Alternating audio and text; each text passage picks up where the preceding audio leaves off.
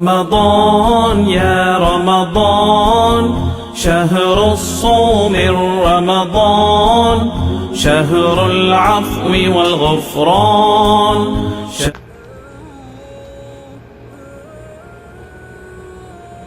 السلام علیکم ورحمۃ اللہ وبرکاتہ۔ الحمدللہ رب العالمین والصلاة والسلام علی سید الانبیاء والمرسلین۔ رب اشرح لی صدری ویسر لی امری واحلل عقدۃ من لسانی یفقہوا قولی۔ اللہم انفعنا بما علمتنا وعلمنا ما ينفعنا وزدنا علما۔ اعوذ باللہ السمیع العلیم من الشیطان الرجیم من ہمزہ ونفخہ ونفثہ۔ بسم اللہ الرحمن الرحیم۔ لقد کان لکم فی رسول اللہ اسوۃ حسنہ۔ معزز سامعین، آج کے درس میں انشاءاللہ نبی اکرم صلی اللہ علیہ وسلم کی ایک حدیث آپ کے سامنے رکھنا چاہوں گا، جس میں آپ صلی اللہ علیہ وسلم نے 3 چیزوں کا ذکر کیا، 3 قسم کے لوگوں کا ذکر کیا کہ وہ لوگ جو اللہ رب ذوالجلال کی رحمت سے دور ہو جاتے ہیں، نبی اکرم صلی اللہ علیہ وسلم کی بد دعا کا مستحق بن جاتے ہیں وہ لوگ۔ حدیث میں آتا ہے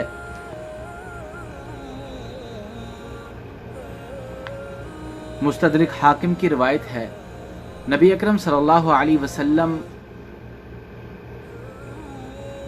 منبر پر تشریف لے گئے، جب پہلی سیڑھی پر قدم رکھا تو آپ صلی اللہ علیہ وسلم نے فرمایا آمین۔ دوسری پر قدم رکھا تو تب بھی آپ نے کہا آمین، اور تیسری سیڑھی پر قدم رکھا تو تب بھی آپ صلی اللہ علیہ وسلم نے فرمایا آمین۔ اب یہ ایسا عمل تھا جو اس سے پہلے محمد الرسول اللہ صلی اللہ علیہ وسلم نے نہیں کیا تھا، اور صحابہ کرام رضوان اللہ علیہم اجمعین کو اس چیز پر حیرانگی ہوئی، تو آپ صلی اللہ علیہ وسلم سے سوال کیا، پوچھا اللہ کے پیغمبر صلی اللہ علیہ وسلم کہ ہم نے وہ چیز دیکھی ہے جو اس سے پہلے کبھی نہیں دیکھی، آپ نے تو ایسا عمل کبھی اس سے پہلے نہیں کیا۔ تو ان کو حیرانگی ہوئی اس چیز پر، تو آپ صلی اللہ علیہ وسلم سے سوال کیا کہ اللہ کے پیغمبر اس کی وجہ کیا ہے، اس کا سبب کیا ہے؟ تو نبی اکرم صلی اللہ علیہ وسلم نے فرمایا کہ جب میں نے منبر کی پہلی سیڑھی پہ قدم رکھا تو جبریل امین نے دعا فرمائی۔ وہ دعا کیا تھی؟ فقال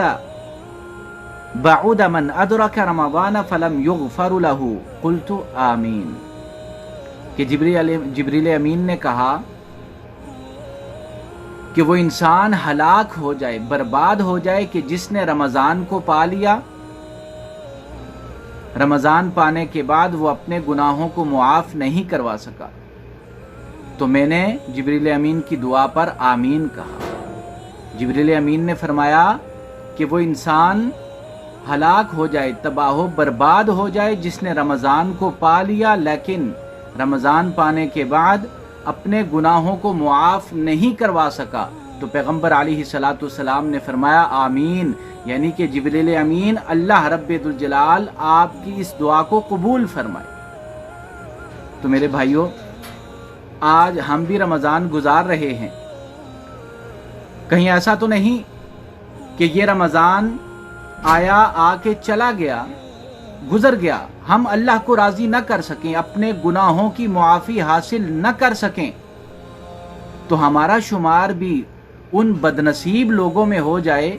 کہ جو نبی اکرم صلی اللہ علیہ وسلم کی بد دعا کے مستحق بن جائیں، کہ آپ نے فرمایا جبریل آپ کی دعا کو اللہ قبول فرمائے، وہ انسان برباد ہو جائے، ہلاک ہو جائے، تباہ ہو جائے کہ جس کی زندگی میں رمضان آیا لیکن اس نے اپنے گناہوں کو معاف نہیں کروایا۔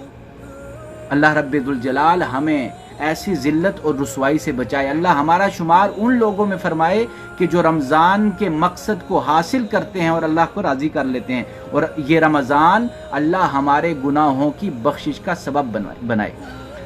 دوسری سیڑھی پر جب آپ نے قدم رکھا تو آپ نے فرمایا آمین، جبریل امین نے کیا دعا کی؟ آپ فرماتے ہیں جبریل امین نے کہا کہ وہ انسان برباد ہو جائے، ہلاک ہو جائے کہ جس کے سامنے آپ کا نام لیا گیا تو اس نے آپ پر درود نہیں بھیجا، صلی اللہ علیہ وسلم نہیں کہا۔ وہ انسان ہلاک ہو جائے، برباد ہو جائے، بدبخت ہے وہ انسان کہ جس کے سامنے محمد الرسول اللہ صلی اللہ علیہ وسلم کا نام لیا جائے تو وہ آپ صلی اللہ علیہ وسلم پر درود نہ پڑے۔ اس لیے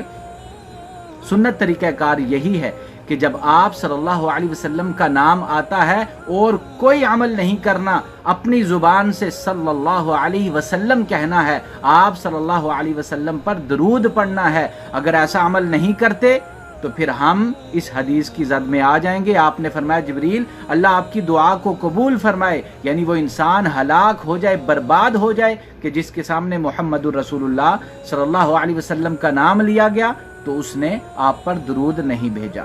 تیسری سیڑھی پر قدم رکھا تو آپ نے فرمایا آمین۔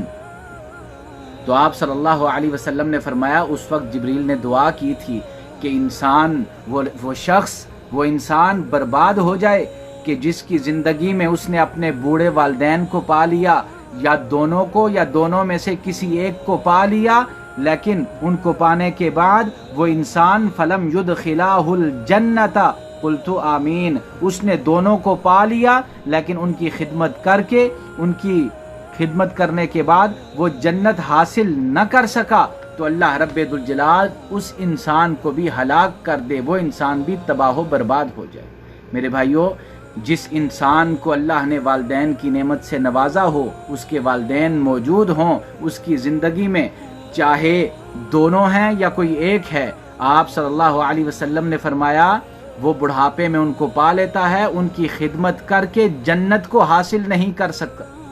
ان کی خدمت کر کے جنت کو حاصل نہیں کر سکتا۔ آپ نے فرمایا وہ ہلاک ہو جائے، تباہ و برباد ہو جائے۔ یہ والدین کا مقام، ان کی قدر و منزلت اتنی بڑی ہے کہ اللہ رب ذوالجلال نے قرآن مجید میں 5 مقامات پر اللہ رب ذوالجلال نے جہاں اپنی توحید کا ذکر کیا، اپنی عبادت کا، اپنی وحدانیت کا ذکر کیا، وہاں اللہ رب ذوالجلال نے ساتھ والدین کا بھی ذکر کیا۔ اور بنی اسرائیل میں تو اللہ رب ذوالجلال نے کیا خوب تفصیل سے فرمایا وَقَضَىٰ رَبُّكَ أَلَّا تَعْبُدُوا إِلَّا إِيَّاهُ وَبِالْوَالِدَيْنِ إِحْسَانًا، تیرے رب نے یہ صاف صاف حکم دے دیا ہے کہ اللہ کے سوا کسی کی عبادت نہیں کرنی۔ اللہ کے سوا کسی کی عبادت کرے گا انسان، اللہ کے ساتھ کسی کو شریک کرے گا، اس کی ساری نمازیں، اس کے روزے، اس کا زکوٰۃ، اس کا حج، اس کا عمرہ، ساری کی ساری عبادات اس کی برباد ہو جائیں گی۔ اور فرمایا جس طرح اللہ کی عبادت لازمی اور ضروری ہے، اسی طرح فرمایا وَبِالْوَالِدَيْنِ إِحْسَانًا، اپنے والدین کے ساتھ نیکی کرنی ہے، احسان کرنا ہے، اچھا سلوک کرنا ہے، اچھا برتاؤ کرنا ہے۔ اما یبلغن عندک الکبر احدہما او کلاہما، اگر تیری زندگی میں ان دونوں میں سے کوئی ایک یا وہ دونوں بڑھاپے کو پہنچ گئے فلا تقل اف، فرمایا ان کے لیے اف بھی نہیں کہنا، ان کے لیے سخت بات نہیں کرنی۔ ولا تنہرہما، نہ ان کو ڈانٹ ڈپٹ کے ساتھ بلانا ہے، نہ ان کے ساتھ سخت رویے سے بات کرنی ہے۔ ہم نے دیکھا ہے کہ بعض والدین جب بوڑھے ہو جاتے ہیں تو اولاد بڑے سخت لہجے میں ان سے بات کرتی ہے، اس طرح بات کرتی ہے کہ بعض والدین پھر ڈر کے مارے کوئی کراس کوسچن نہیں کرتے اپنی اولاد سے کہ یہ پڑ جائے گی ہمیں، اس نے ہمیں آگے سے لاجواب کر دینا ہے، ڈانٹنا ہے، بے عزت کر دینا ہے، آپ کو تو پتہ ہی نہیں، یہ آپ کا دور نہیں ہے، یہ ہوا وہ ہوا۔ ہم بہتر سمجھتے ہیں اس بارے میں، اس لہجے میں اپنے والدین سے بات نہیں کرنی۔ اللہ رب ذوالجلال نے منع فرمایا ان کے ساتھ بات کس طرح کرنی ہے، وَقُلْ لَهُمَا قَوْلًا كَرِيمًا، نرم لہجے کے ساتھ، پیار کے ساتھ، شفقت کے ساتھ، مہربانی کے ساتھ، ادب، احترام اور عزت کو ملحوظ خاطر رکھتے ہوئے اپنے والدین سے بات کرنی ہے۔ وَاخْفِضْ لَهُمَا جَنَاحَ الذُّلِّ مِنَ الرَّحْمَةِ، ان کے لیے عاجزی، محبت کے تواضع کے ساتھ، ان کے لیے عاجزی، محبت، رحم دلی کے ساتھ، ان کے لیے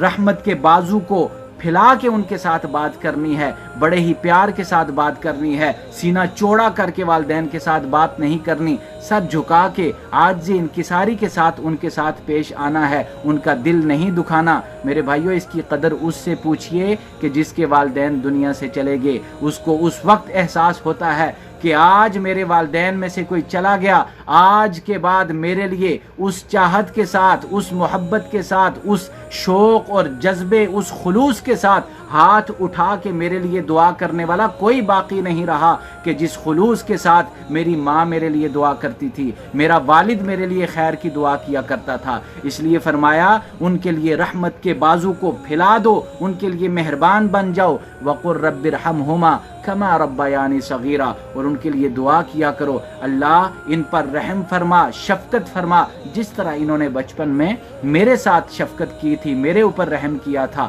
اللہ سے دعا ہے اللہ رب ذوالجلال ہمیں عمل کی توفیق عطا فرمائے۔ 3 چیزیں آج کے درس میں ہم نے